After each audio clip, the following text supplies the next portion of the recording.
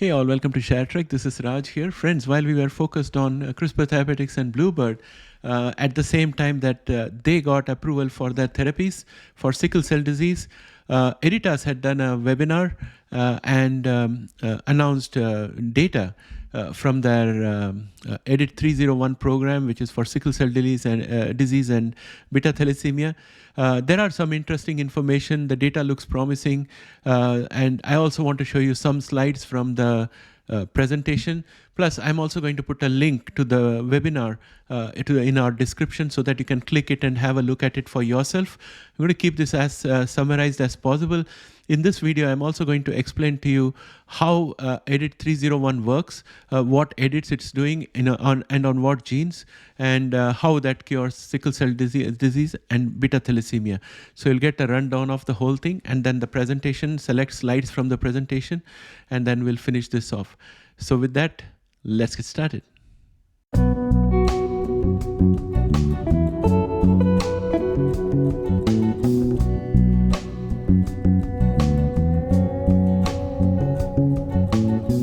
Welcome back, friends. Let me start by explaining how EDIT-301 works on sickle cell disease and transfusion-dependent beta thalassemia. For that, we need to understand CD34++ cells as well as HB1 and HB2. CD34 is a cell surface marker found on hematopoietic stem cells and other progenitor cells. These cells are crucial for the formation of blood cells.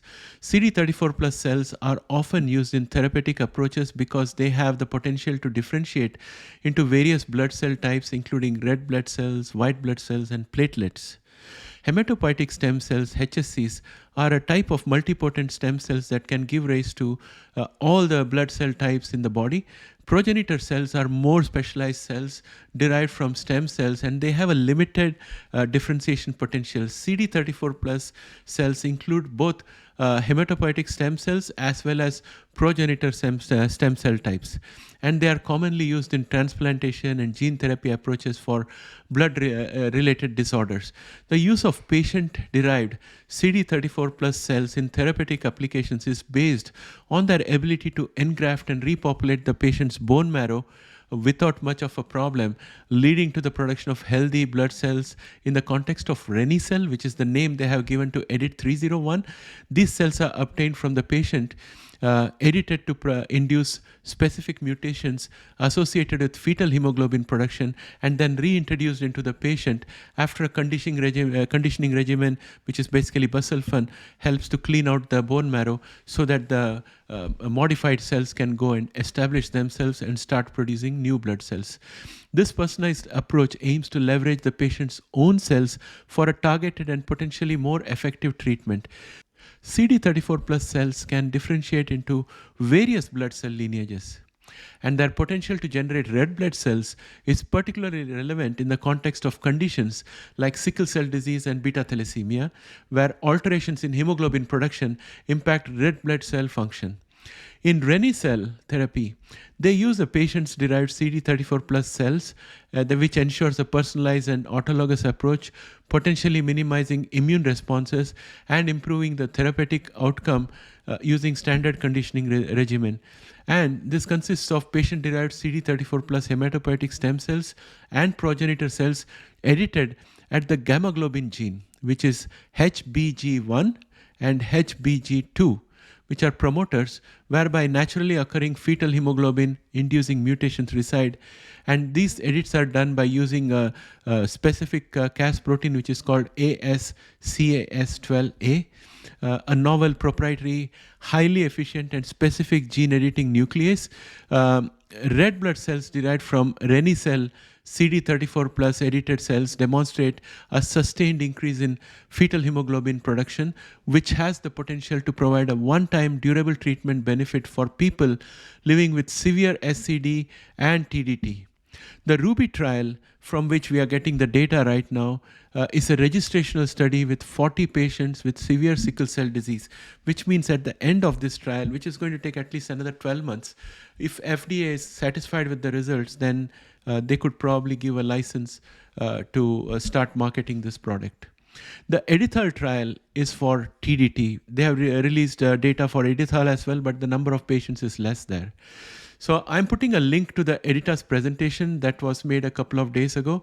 And it's a webinar. You can find the link in the description. You can actually listen to the Editas CEO and CSO talking about this therapy and also answering questions of analysts.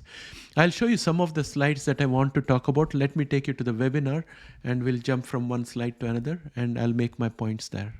Friends, this is the first slide where they talk about an 18-month check-in and key takeaway of Reni-cel, which is EDIT-301 program, clinical updates of Reni-cel, EDIT-301, Ruby and Editas trials. I've already explained to you how Reni-cel works, so I'm going to skip some of those slides.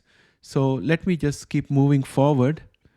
And so here we are on this slide, which says desired attributes of Reni-cel, clinical outcomes, rapid correction of anemia to normal physiological hemoglobin levels, fetal hemoglobin levels greater than or equal to 40%, well above anti-sickling threshold. The anti-sickling threshold seems to be 30%. So this is well above that. So there will be no sickling and therefore there will be no symptoms or VOEs happening for the patients. And safety profile consistent with myeloablative busulfan conditioning and autologous hematopoietic stem cell transplant, and SCD patients free of VOEs, TDT patients achieving transfusion independence. So that's what this slide says. This is the next slide with the title Key Takeaways. This is from the Ruby trial and Editas trial. It says Reni-cel drives early, robust correction of anemia to normal physiological range of total HB for SCD. And Reni-cel drives robust sustained increases in HbF to greater than 40% and no vasculo-occlusive events seen to date in all dosed SCD patients. So that's a very important point, which means quality of life is assured and treatment success is guaranteed out there. Reni-cel safety profile consistent with myeloablative busulfan conditioning and autologous HSCT. So this is similar to what Bluebird has got. And someone mentioned in the comments today that CRISPR Therapeutics has got a better conditioning agent. I still have to investigate that and confirm. But I can say that at least it's consistent with what Bluebird is doing. And it says initial HB and HbF responses are consistent in SCD and TDT patients at the same follow-up time points, means it's effective in both SCD as well as TDT in an equal measure. Now this is an important slide that I wanted to show you guys. Yeah, it's titled Increased Fetal Hemoglobin Correlates with Reduced SCD Symptoms. Minimal or no symptoms when HbF greater than 30% when SCD co-inherited with hereditary persistence of fetal hemoglobin. So patient with sickle cell disease, the patient has a sickle cell disease, hemoglobin production is HbS, which is it has got sickle formation, and they have VOEs and they have organ damage and their life expectancy is reduced. But when a patient with SCD and hereditary persistence of fetal hemoglobin HbFH2 is treated, then their sickle cell disease is still there, but HbF is greater than 30%, so there is no sickling of the blood, and they don't suffer VOEs, they don't suffer organ damage, and their life expectancy is normal.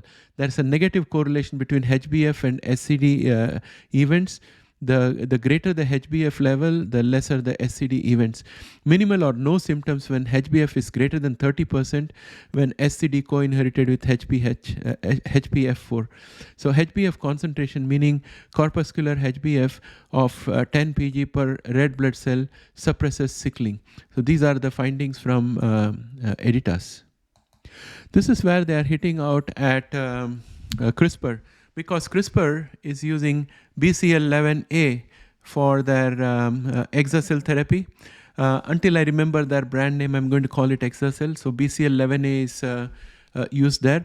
And in case of EDIT-301, they are editing HBG1 and HBG2, which are the promoters and of fetal hemoglobin. So they are saying that the RBC production is normal in case of HBG1 and HBG2.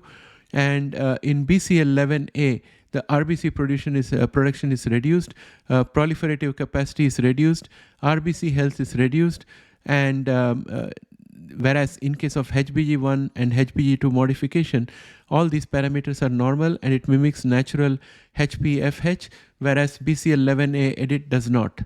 And then they are saying their enzyme for the nuclease that they are using for editing is very specific. It has got higher specificity and higher editing efficiency and precision as compared to Cas9, which is used by CRISPR Therapeutics. And again, this kind of explains to me why there is no legal case or anything like the one that was talked about in the MIT magazine by the author.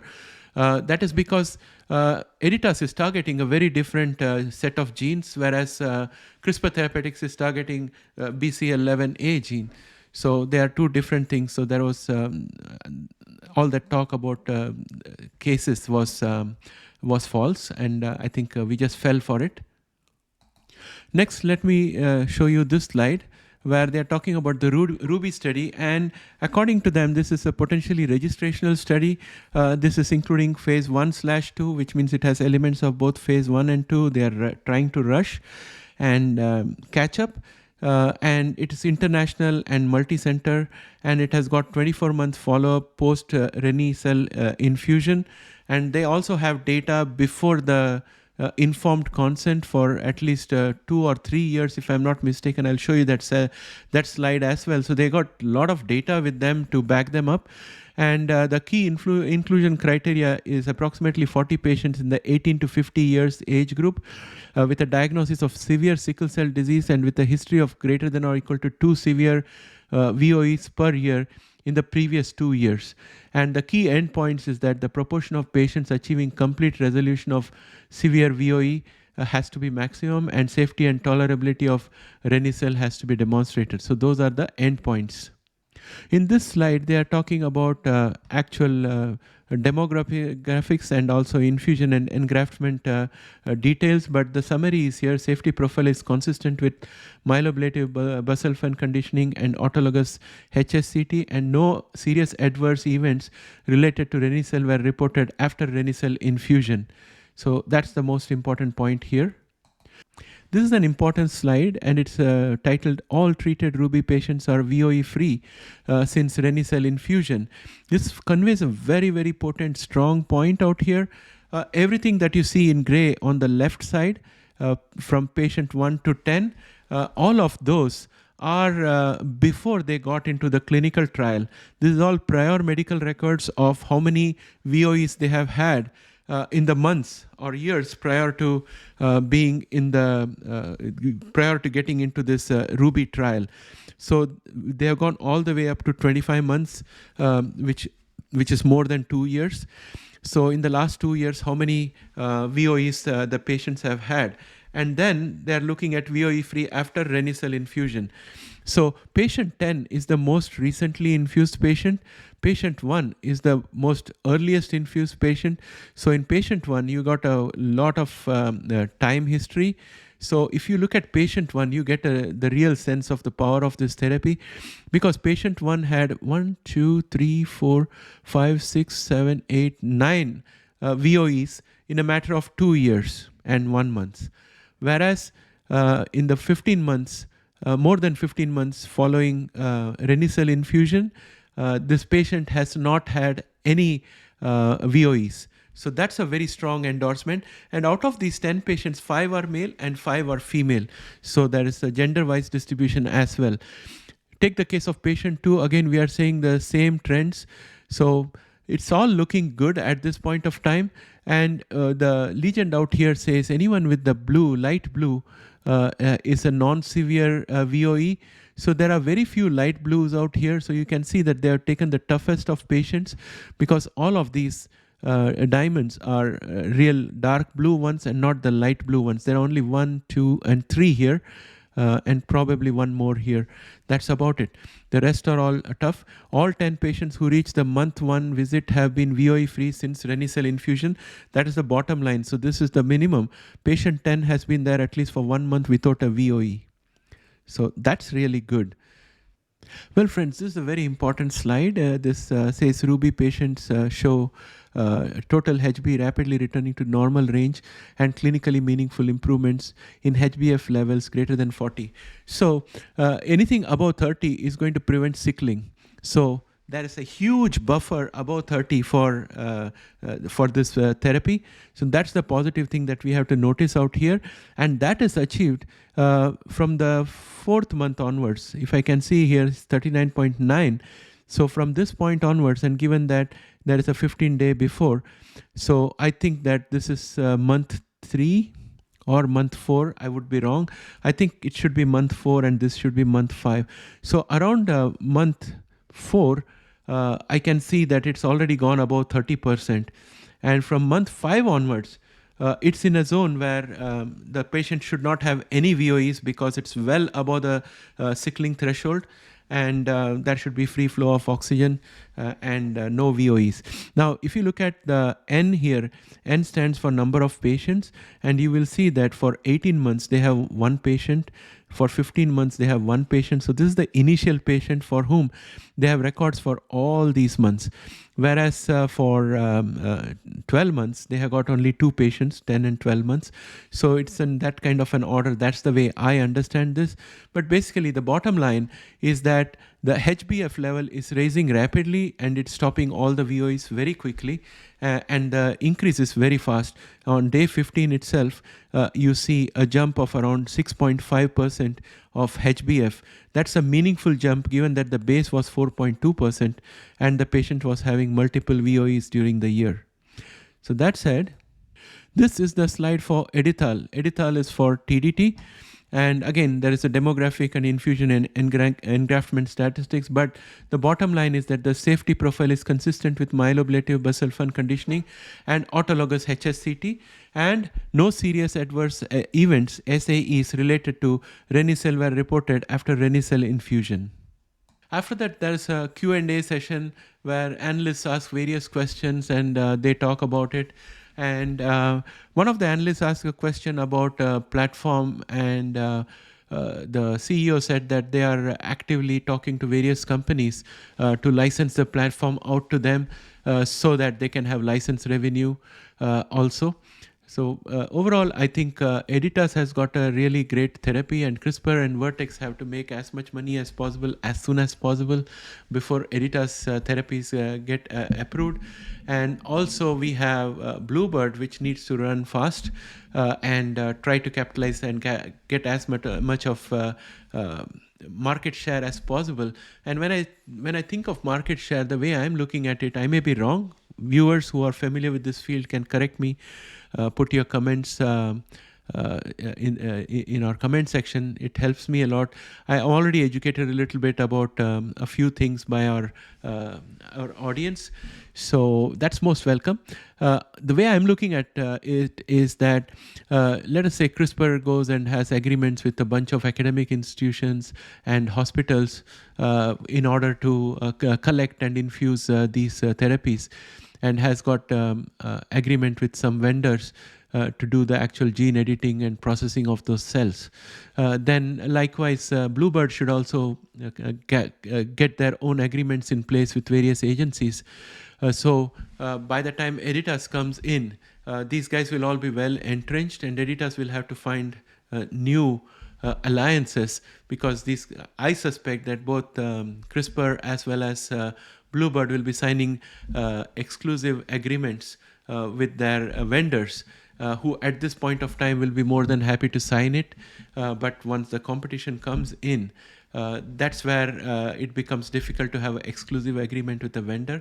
So I think it will be a little challenging for Editas, but Editas will definitely find a lot of partners whom they can use for not only collecting and infusing the therapy, but also to manufacture it nearer to the destination. So I think that's the next step that Editas will probably have to start working, maybe somewhere around June of next year onwards. So they seem to be having a good outcome. They seem to have a wealth of data. So FDA is not going to fault them for data. They have got the data for 2 years before infusion, and now they already have data for sickle cell disease for up to 18 months. And if they do another 6 months, they have around 2 years of data for that. And with the 2-year prior and 2-year later, if they go to FDA, and if FDA approves it, then I think they are ready to rock and roll. So I think I wouldn't be surprised if in 2024, by the last quarter, if we get some good news from Editas for sickle cell disease. As far as TDT is concerned, I think it's going to take them a little longer because they're just, they're not yet where they are in SCD with TDT. So that's what I would say. Well, friends, that's about it from me for now. I'd like to hear from you, and those of you who have experience with the industry or have some knowledge, please put any misunderstandings I may have about this technology, put it in the comments so that I can learn from it and we can go forward.